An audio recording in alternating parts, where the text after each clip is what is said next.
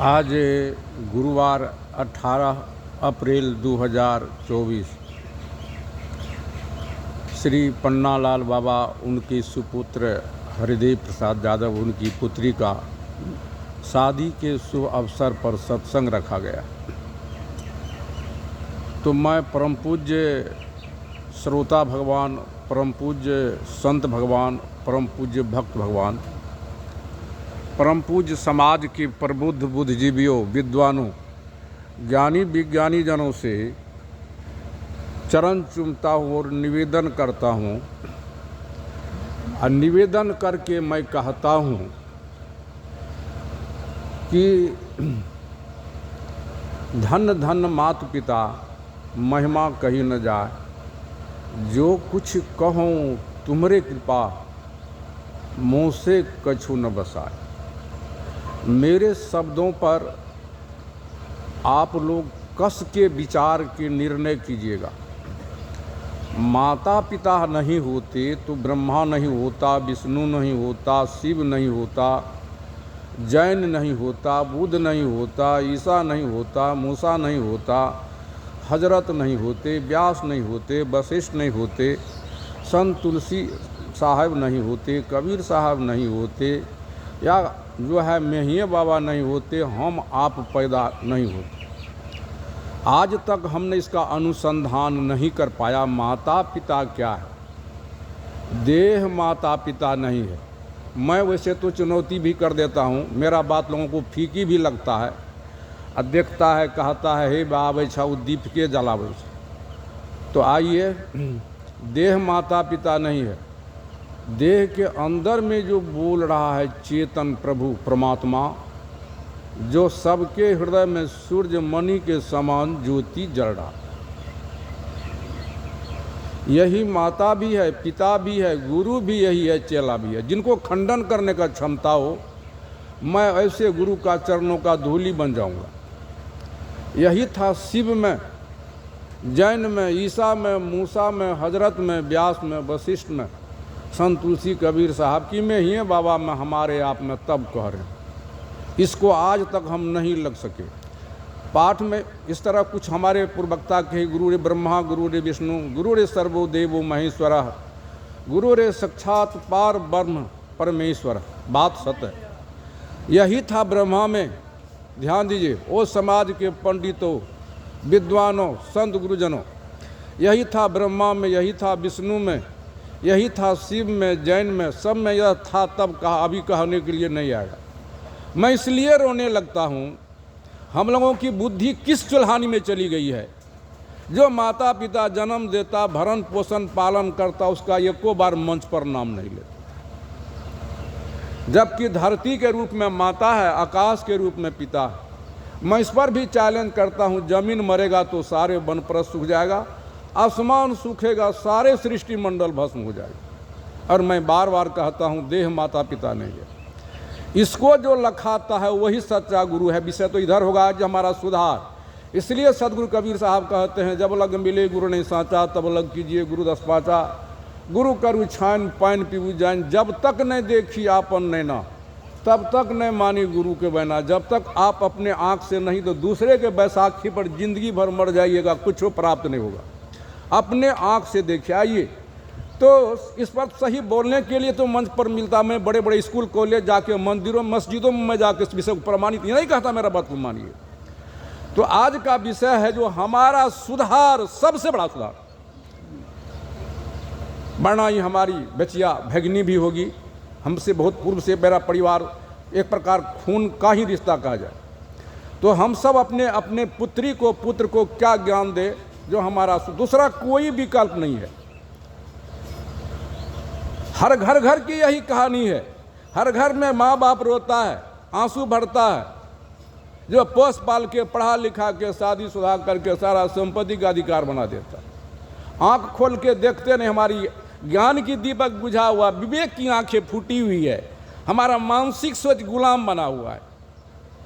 हम समझ नहीं पाते हैं धरती पर माता पिता से अब सुधार कैसे होगा। तो हम कैसे सुधरेंगे? मुड़ के झांकेंगे कि मैं कौन हूं, मुझे शरीर संसार से क्या संबंध है, शरीर कहाँ से मिला है। तो सिद्ध हो जाएगा कि मैं शरीर नहीं हूं। ध्यान दीजिए, वो समाज के प्रबुद्ध विद्वानों, ज्ञानी विज्ञानी जनों, सिद्ध हो जाएगा कि मैं शरीर नहीं हूं, संसार नहीं हूं। संसार जीवन जीने का साधन है, अब शरीर स्वयं का बोध कर लेने का साधन है। शरीर कहाँ से मिला है? माता पिता से के द्वारा मिला है। अब माता पिता क्या है? वही परम प्रभु ईश्वर के स्वरूप में माता पिता। देह माता पिता नहीं है, देह में जो बोलता पुरुष यही माता पिता गुरु। ये मार्गदर्शक गुरु पहले जग गया जब शिक्षा विषय लंबा होता है।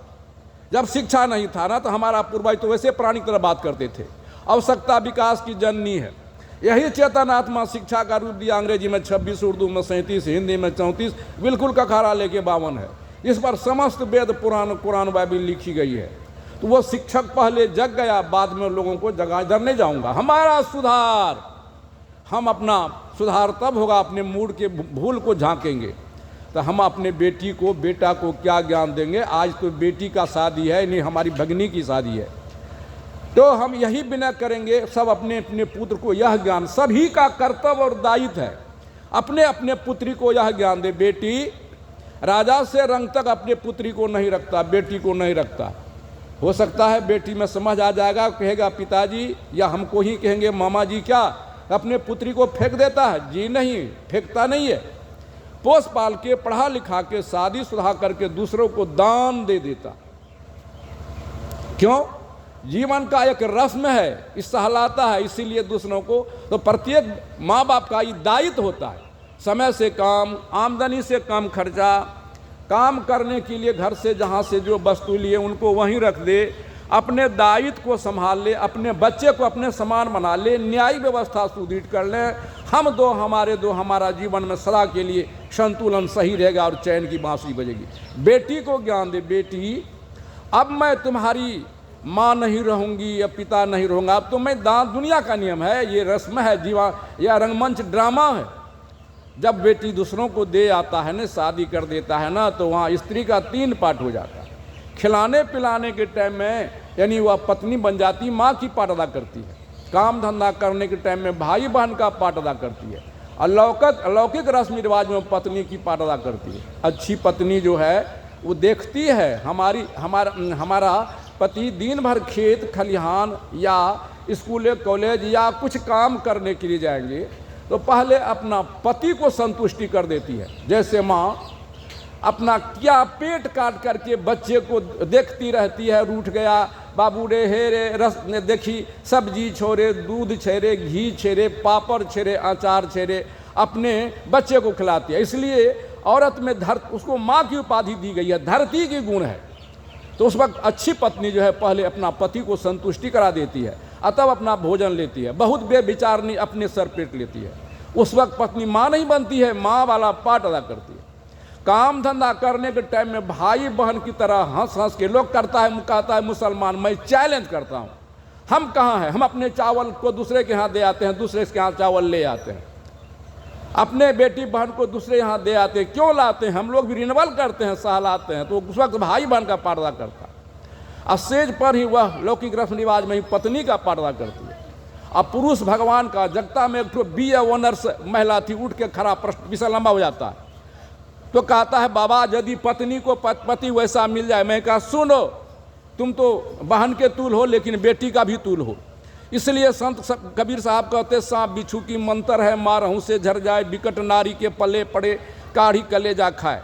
बहन अगर दारू पी करके अगर आवे कहीं से अलुल जलुल गाल दे तो उसको मुंह में थूकना नहीं। अगर यदि औरत कुलक्षण हो जाए, इसका उधर नहीं जाऊंगा, तो उस वक्त पत्नी माँ की पार कामना, भाई बहन से परिपति पत्नी। जिस देवता देवी को बहन लोग लिपा पोता करती है, मैं पूछता हूँ बेटी से, बहन से, बहन आज तक वो अलता दिया है, बिंदी दिया है, लहंगा पटोर दिया है? कहना होगा नहीं। वो भी माँ काली दुर्गा थी, सब तुम्हारे ही शकल की थी, सबके अंदर में यही आत्मा था। पूजा रूप का होता है कि गुण का होता है? तो वो कहती है पूजा गुण, चली गई तो साक्षात पति भगवान है। आज की बेटी बहन अपने पति को नमस्कार बंदगी नहीं करती है, कोढ़िए बजर फुटाती है। मैंने कहता मेरा बात को, मैं पंडितों के बीच में जाता हूँ, मालूम पड़ता है कि कारण पकड़ेगा, और जब प्रमाणित करने खिसकने लगता है। सही है तो मानिए, कहीं नहीं कहता हूँ, उनको तो कोढ़िए बजर फुटाता है। अब बर गाछी, पीपर गाछी, केला गाछ को पति बना लेता है। मैं पूछता हूँ बेटी से, बहन से, कैसा पति होगा अगर एक बहन को, एक बेटी को 2 4 5 पति हो जाए, वो क्या रहेगी? सती रहेगी। मैं तो यहाँ रोने लगता हूँ। हमारी मानसिक सोच गुलाम क्यों बन गया? पति भगवान, काम धंधा भाई बहन सेज पर, पति के भी लिए साक्षात पत्नी देवी बन जाता। मैं उसको भी चुनौती करता हूँ, आप जाइए मट्टी के प्रतिमा को हिलाते हिलाते डोलाते डोलाते मर जाइए। हे देवी, तू हमरा एक कप चायो बना दा, हे नाश्तो करा दा, कामो करे जेबे, बालो बच्चा भूखल छे, अगर चाय पिला दे, नाश्ता करा दे, वो जो सजा देगा मान लेंगे। थी चली गई, अब पत्नी रूठ गई है, उनको मना लीजिए, तुरंत चाय नाश्ता, ध्यान दीजिए। समय तब तो यही ना बोलने नहीं देते हैं मंच पर। जिस विषय का जरूरी है मैं विराम करता हूँ, जिसका जरूरी है मंच पर वह नहीं देगा। यह इसलिए जब देखता है ना, लोग कहता है कि इसका क्यों दाल भी क्यों दे दिए इसको, ये भी नफरत होता। जहाँ से इसका ज्ञान घर में स्वर्ग नहीं उतर जाएगा ना, तो मैं चुनौती करता हूँ। हमारी भगनी जिस घर में जाएगी ना, उस घर का सुधार नहीं होगा ना, तो हमको सर पर जंजीर लगाइएगा और कोरा मारिएगा। यह ज्ञान हम देते नहीं बच्चे को पैदा। आज की माँ बाप सरासरी कहता है बाल बच्चा का दोस्त। अब माँ बाप का अपना दोस्त को नहीं देखता, हमारा कहाँ भूल हुई है जो हमारा बच्चा हमको ठुकराता है। मैं अब विशेष नहीं जाऊँगा, संकेत हो गया। अगर आप लोग अनुमति देंगे तो मैं इस पर प्रमाणित करके बढ़ूंगा, नहीं तो विराम कर दूंगा। क्योंकि चलना होगा तो मंचाधीश के आदेश पर, क्योंकि जो यहाँ से विचार करेंगे, जहाँ से सुधार होगा सो काम नहीं करेगा, और फीका लगता है ये काम। सत्संग करने के लिए आए हैं ना, सत्संग नहीं रखता, तब सत्संग करना हुआ। अरे सार का दूध को मथ के घी निकाल लीजिए, मक्खन को छोड़ दीजिए, तब सत्संग करना हुआ। शब्द को मत करके असार को छोड़ दीजिए, सार को। इसलिए कबीर साहब कहा, मथ मथ के बानियों को मित्र साधुओं के संग में निकाल सार लो, बस हो गया भजन। अब मन की तरंग को मार ले, मन की तरंग को मारवे ने किया, बड़ा बड़ा ऋषि महर्षि कहलाने लगे। अरे समाधान कीजिए, ठीक है, आप लोग जो अनुमति दीजिएगा, मैं चूंकि कि चलना होगा, जो आदेश करते हैं उसी मुताबिक चलना होगा। बोलिए क्या करूं, मैं आगे बढ़ूं या कि विराम दे दूं? ठीक है, मैं विराम दे दिया। मैं क्या कहा, इन्हीं शब्दों के साथ मैं अपने वाणी को विराम देता हूं। अब मैं फिर से मैं कहता हूं, परम पूज्य श्रोता भगवान की जय हो, परम पूज्य भक्त भगवान की जय हो, सकले साउद की साहेब, सकले साउद की साहेब साहेबन की जय हो।